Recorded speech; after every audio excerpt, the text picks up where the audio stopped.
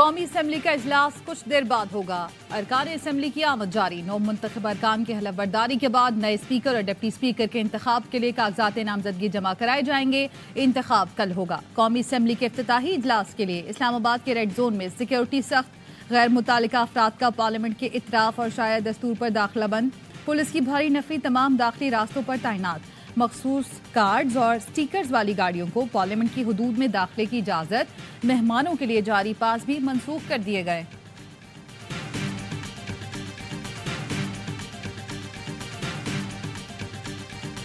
इस वक्त जो चैलेंजेस हैं मैशियत को, मुल्क की सियासत को और मुल्क को, उसको हैंडल कर लेगी ये इत्तेहादी गवर्नमेंट।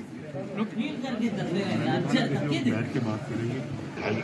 अफसोसनाक उनका काम है जिसकी जितनी भी मजम्मत की गई कम है। नवाज शरीफ ने बानी पीटीआई का IMF को खत लिखना मुल्क दुश्मनी करार दे दिया। पार्लियामेंट में सहाफियों से गुफ्तगू में कहा, ऐसे खत वो लिख सकते हैं, ये उनका वतीरा है। कोई सियासी जमात ऐसे खत नहीं लिख सकती, आप खुद ही नतीजा अखज़ कर लें।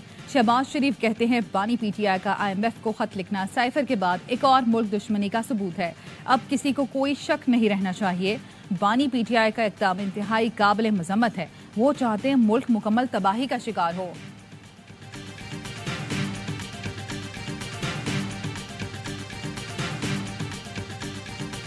सबसे पहले ये कहा है कि हम लोग कोई रुकावट किसी चीज में नहीं बनना चाहते। ये चूं चूं का मुरब्बा, इनमें वो सलाहियत नहीं है। एक ही पार्टी कर सकती है और वो है पाकिस्तान तहरीक इंसाफ। तो कोई दो राय नहीं है कि इसमें बिल्कुल धांधली हुई है और इस मरतबा तरीक़ेकार जो अडॉप्ट किया गया था वो बिल्कुल डिफरेंट था। वो एक नए किस्म का एक 5th जनरेशन रिगिंग हुई है। किसी चीज में रुकावट बनना नहीं चाहते। PDM की पहली हुकूमत भी नाकाम रही। इस चूचू के मुरब्बे में भी कोई सलाहियत नहीं। तहरीक इंसाफ के नामजद वजीर आजम उमर अयूब के तंजियावार। बैरिस्टर गौहर कहते हैं इलेक्शन में 5th जनरेशन धांधली हुई। चोरी के मैंडेट पर ऐवान में जाना जमहूरियत की रूह के मनाफी है। सरदार लतीफ खोसा बोले, जो 8 फरवरी को जीते उन्हीं से ऐवान चलेगा। जो अवाम के मुंतखब शुदा है उन्हें मैंडेट दिया जाए, वरना ऐवान नहीं चल सकता। अली मोहम्मद खान ने कहा, जुल्म के बावजूद 100 के करीब अरकान ऐवान में पहुंचे। हमारे मजीद अरकान भी जल्द ऐवान में होंगे।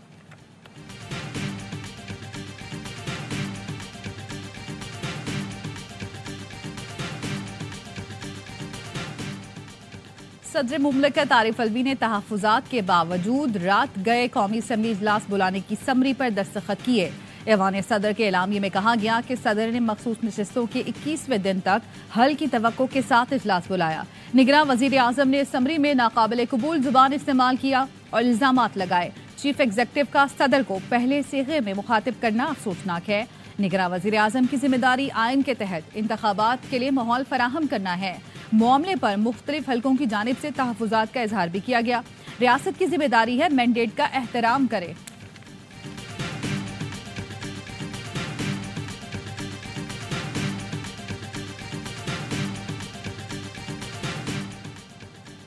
शहबाज शरीफ का इत्तेहादी जमातों और नौ मुंतखब अरकान असम्बली के एजाज में शाया।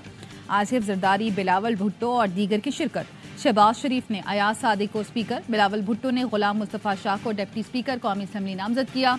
अरकान असम्बली ने आसिफ जरदारी को सदर के लिए नामजदगी पर मुबारकबाद दी। बिलावल भुट्टो की मिसाक़ मईशत की तजवीज़, कौमी इत्तफ़ाक़ राय, इंतखाबी अदालती इस्लाहात पर अमल दरामद की सिफारिश।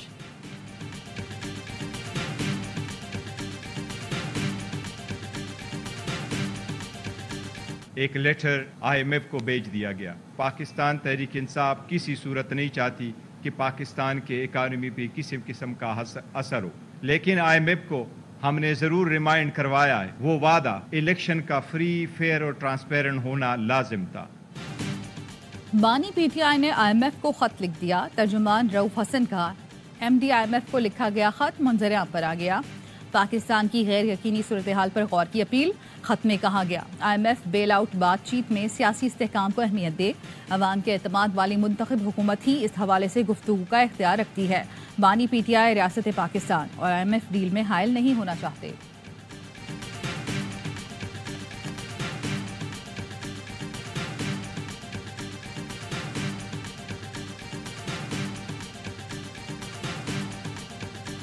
IMF that we support Pakistan's efforts to break free from the vicious cycle of debt and international financing.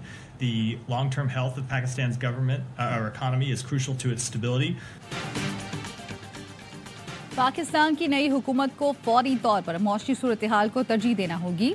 अमरीकी महकमा खारजा के तर्जुमान मैथ्यू मिलर का कहना है, कर्जों के चक्कर से आज़ादी के लिए पाकिस्तान की कोशिशों की हिमायत करते हैं। पाकिस्तान IMF और मालियाती इदारों के साथ मैक्रो इकोनॉमिक रिफॉर्म्स के लिए काम करे।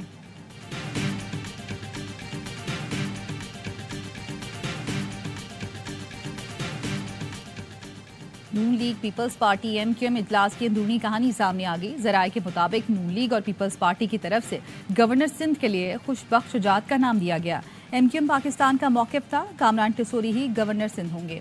नून लीग और पीपल्स पार्टी ने MQM से खुशबख्श शुजात को गवर्नर सिंध बनाने पर इसरार किया। MQM रहनुमाओं को बताया गया, गवर्नर सिंध नून लीग से नहीं होगा तो खुशबख्श शुजात को गवर्नर बनाया जा सकता है।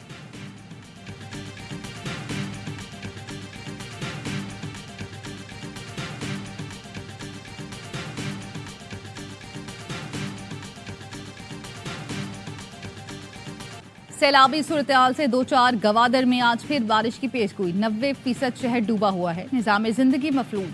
कई इलाकों का ज़मीनी राब्ता मुनक़ता। पाक फौज की मुतासरा इलाकों में इमदादी कार्रवाइयाँ जारी। मुख्तलिफ इलाकों से फंसे हुए लोगों को महफूज मकाम पर पहुँचाया गया।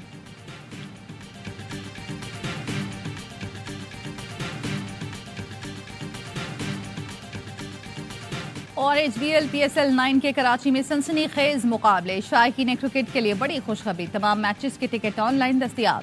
शायकीन pcb.tcs.com.pk से टिकट हासिल करें या अपने घर के करीब TCS के मखसूस मराकिज से भी हासिल कर सकते हैं। कराची में PSL के 11 मैच खेले जाएंगे। प्ले ऑफ मरहले समेत फाइनल भी शहर कायद में ही खेला जाएगा।